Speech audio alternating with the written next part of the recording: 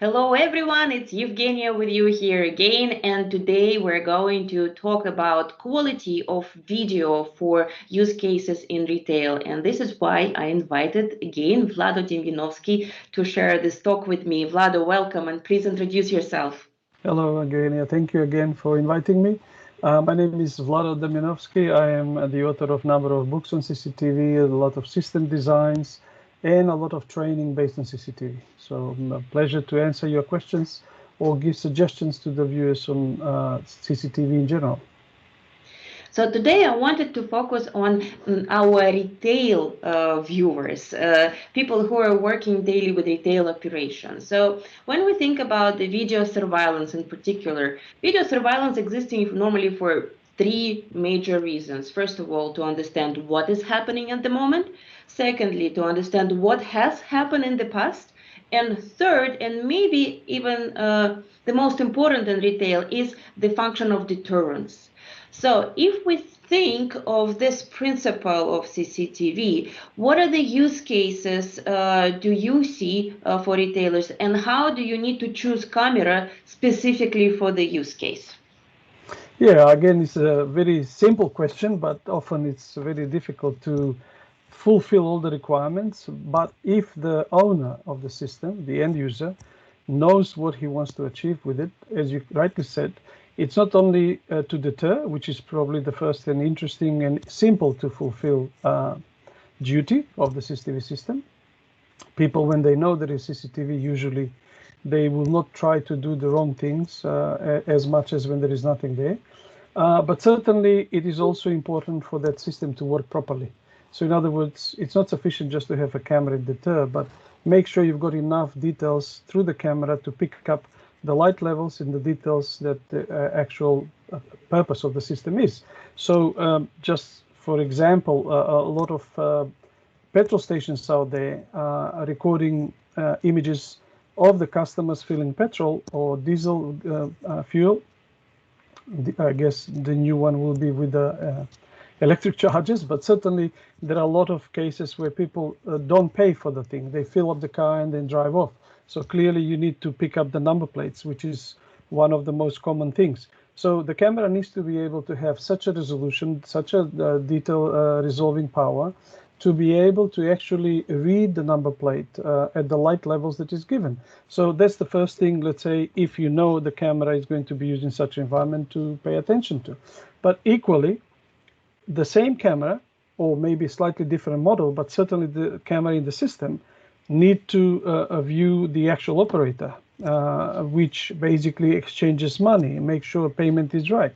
So owners of such places also understand and know that the so-called shrinkage or loss is always happening through the misdealing by the actual cash register operator. Not necessarily always them to be at fault. Sometimes it's the customer that maybe has underpaid or given wrong card or whatever. But certainly you need to look at the teller, at the register, what is being transferred with the money, with the hands. And that means for the light levels that you have inside the shop, that has to be also of good quality. Now we are coming back to something that is probably more technical for some people that are from the retail industry, which may not necessarily be interested to hear, but we have something called pixel density for different cameras that actually can find the required quality of the camera, which combines the sensor, resolution, focal length of the lens to give the wanted and desired outcome. Also, that is when something happens and the owner wants to go back through the past recording time. So this is after the effect, after the fact, I should say. However, as you said, it could be immediate reaction on something that is happening right now.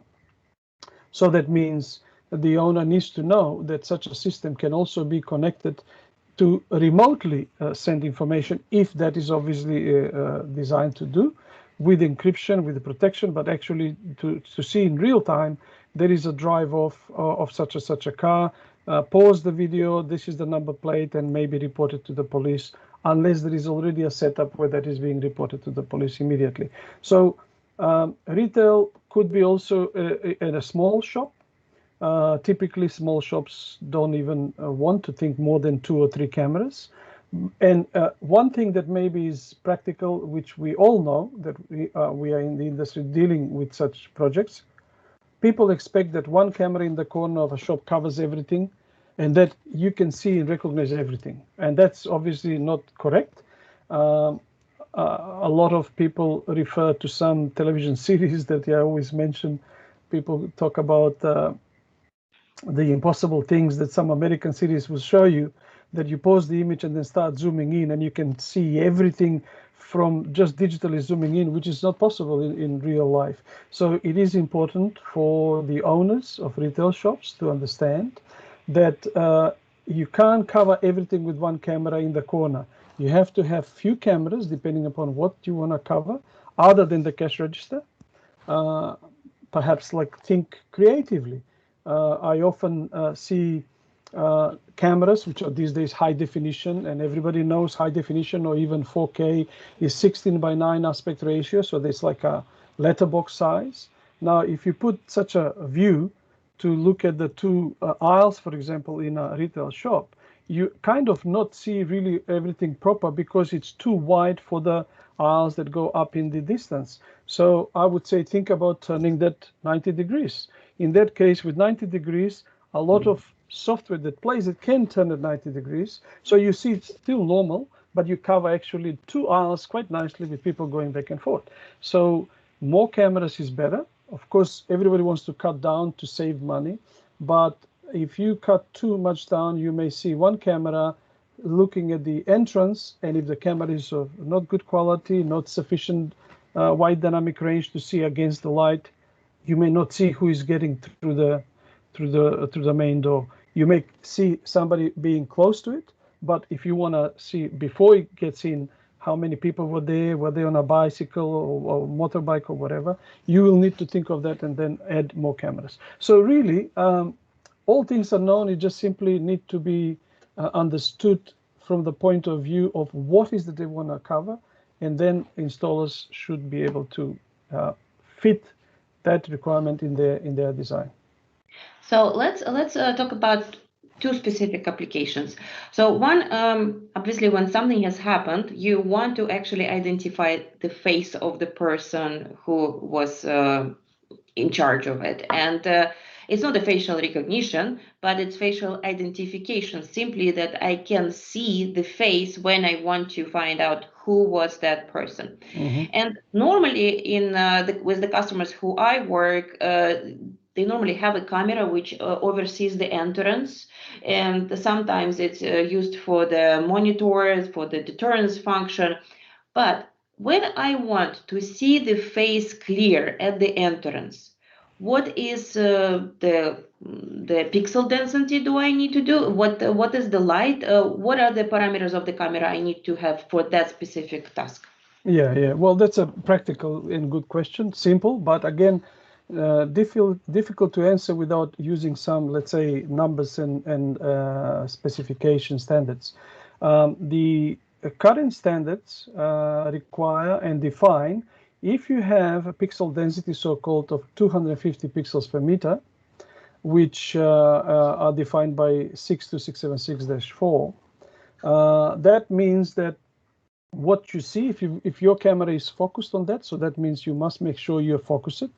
And if you've got sufficient light, so you must make sure you've got illuminating the face, rather than you can't see if the face is with a helmet, let's say a motorbike, usually needs to take it off and so forth. Then the key thing is then every camera can do that, providing the focal length is positioned at such a distance, at such a focal length, so that the pixel density is achieved. So you may even have that camera at the back of the, behind the cashier, but that camera will be dedicated to that entrance.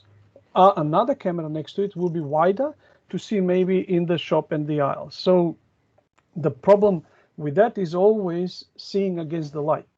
And obviously that is what we call in CCTV wide dynamic range or high dynamic range, which is actually a trick, let's say, that most camera do with double or triple exposures. in order to see both against the light and also the person that is sitting in front of it.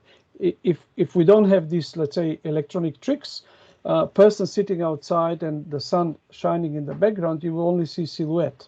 You won't see who that face is. So in addition to having angle small enough to give you facial details, you also have to have wide dynamic range applied and obviously tested. And that means that should be sufficient to identify a face based on, now this is another interesting thing, a lot of people maybe misunderstand it or misrepresented.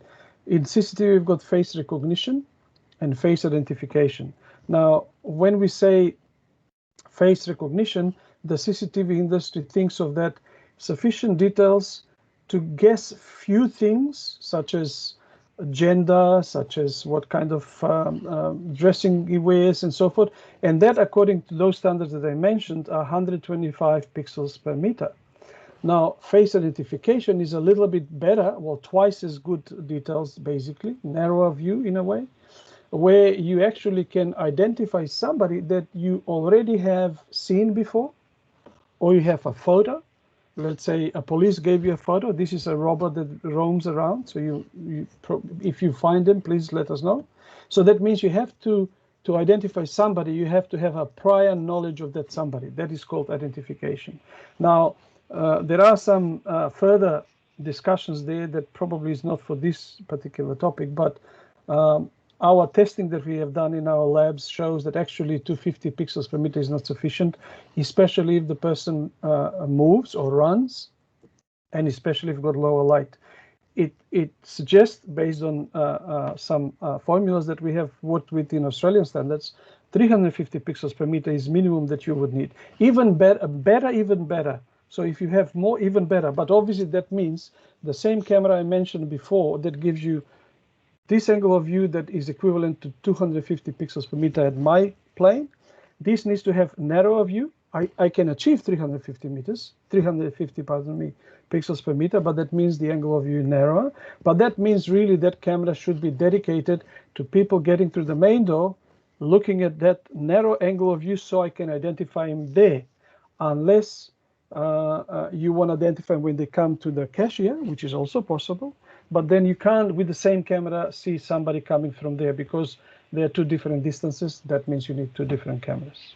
Yeah, and it actually comes down to simple geometry and light. So just to maybe what I hear from you, to maybe a little bit simplify it for our listeners, is that most of the cameras can achieve that density. Exactly. It very much depends on the camera, of course, but let's say most of the cameras can achieve the density. It just depends how you set up this camera, how you use your lighting conditions. So you need to know where you're expecting that face to be captured, not as the captured but seen, because we don't know where it is in the image. We just record the video altogether. Don't mix it up with the facial identification, recognition, or anything biometrics. We're talking about normal CCTV. So let's say we know exact spot where we will see the face of the customer who comes in.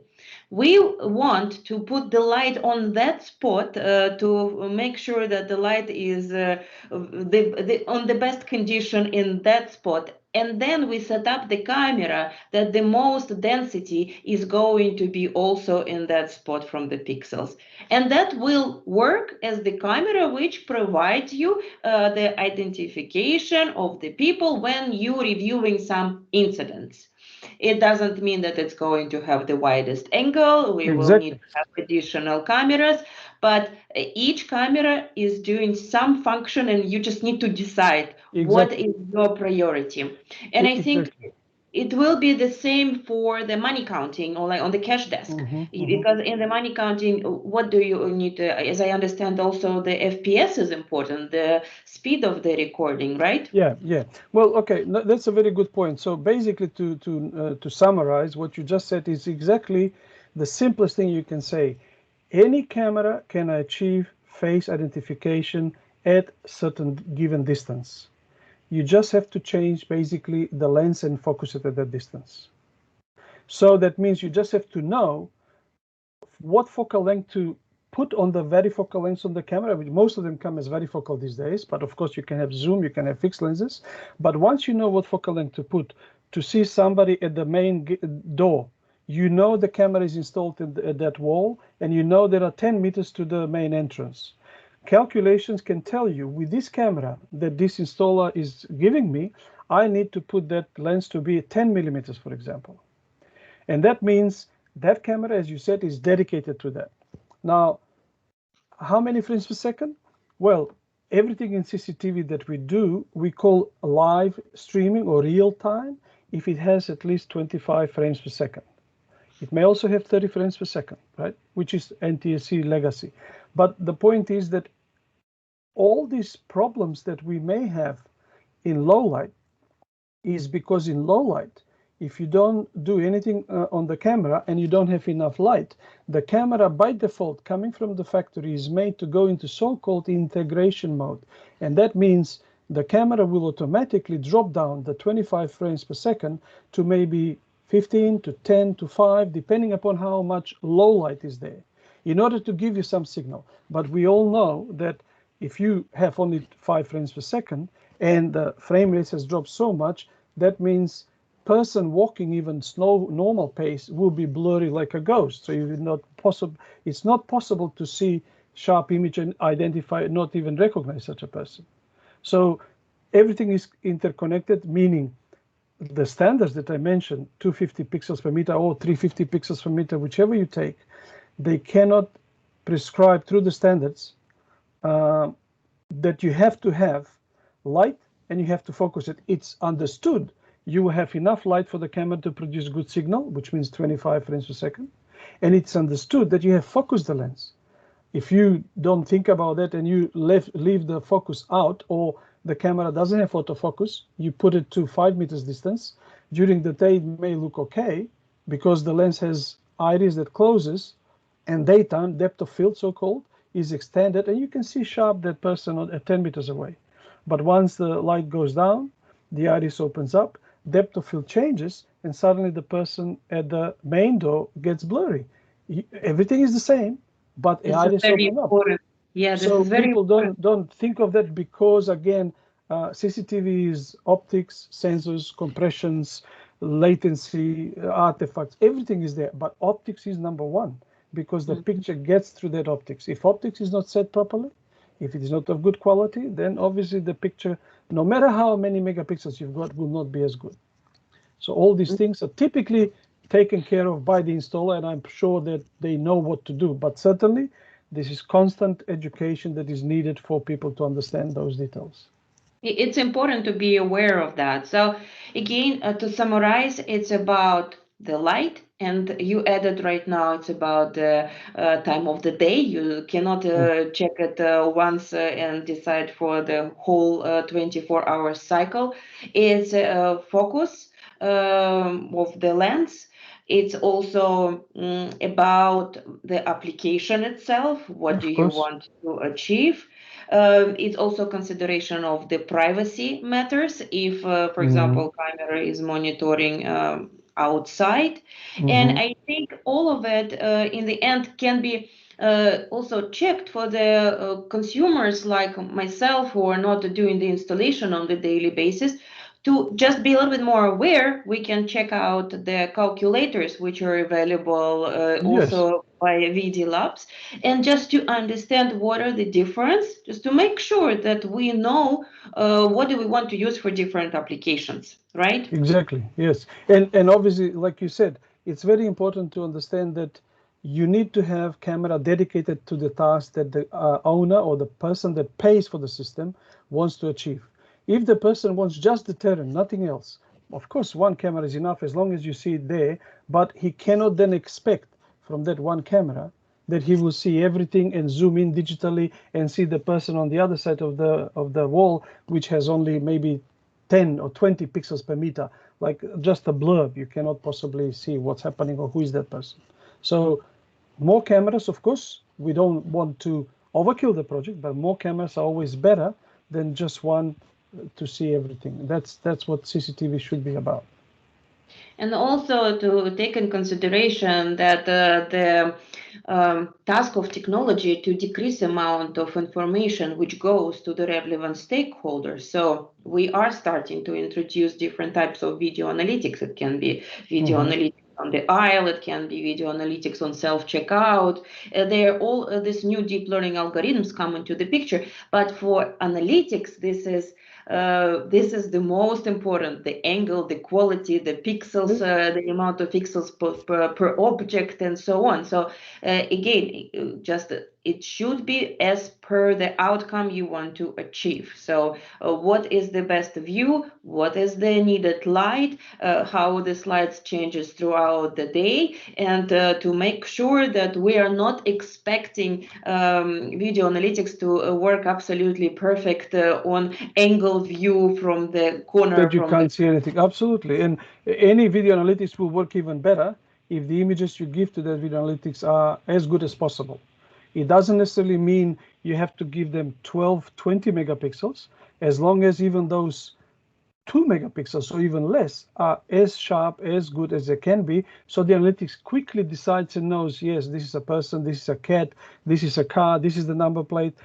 Everything is connected to, again, lens, sensor, pixel density, illumination, and all that produces this. You don't have to have the most expensive camera to do what you want. Maybe some of them really need to have 50 megapixel camera, but that obviously when you see the cost, when you see how much is involved, then you say, okay, no, hang on a second, I really need this task only done, and then you do the best you can. That's normally the stadium when you need the higher resolutions from the other side. Yeah, but also police is using obviously these CCTV cameras for number plate recognition. In that case, they know we don't need 25 images per second, but we need 1 or 2 triggered at the time when the car passes by the red light or exceeds the speed. That's all they need. 1 image. As long as the number plate is clear, that's all they want. But we want, if somebody has action in a shop, steals something or stabs something, you want to prove to the court that this guy really killed this man. That's very important then. So all this is part of that. So it's not about different camera. It's about focusing the camera on the right place. Yeah. Exactly right. Yep. Yep. Well, that kind of sums up our discussion for today. Thank you, Vlado, for coming and giving us this insight. And I hope to see you soon for the next session. And thank you, everyone, for listening in. Don't forget to subscribe to my channel. Also, don't forget to check out the Vlado's website, which is videolabs.com, and see in-depth information about everything we talked about. Thank you and have a great day. Thank you for having me, Evgenia. All the best.